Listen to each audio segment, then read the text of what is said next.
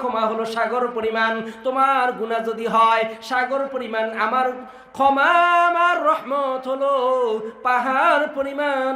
তোমার গুনাহ যদি এত বেশি হয়ে যায় যে পাহাড় পরিমাণ উঁচু হয়ে যায়, তাহলে জেনে রাখো রে বান্দা, আমি আল্লাহ রাব্বুল আলামিন আরশের মালিক আসমান পরিমাণ ক্ষমা নিয়ে রহমত নিয়ে তোমার দরজায় হাজির হব।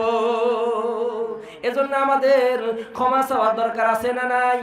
ও মুসলমান, জোরে জোরে বলেন, আল্লাহর কাছে ক্ষমা চাওয়া দরকার আছে না নাই?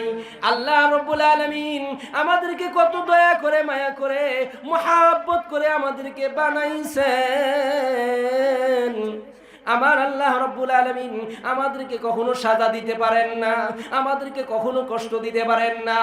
খুলিকাল ইনসানু দাঈফা। আল্লাহ রাব্বুল আলামিন আমাদেরকে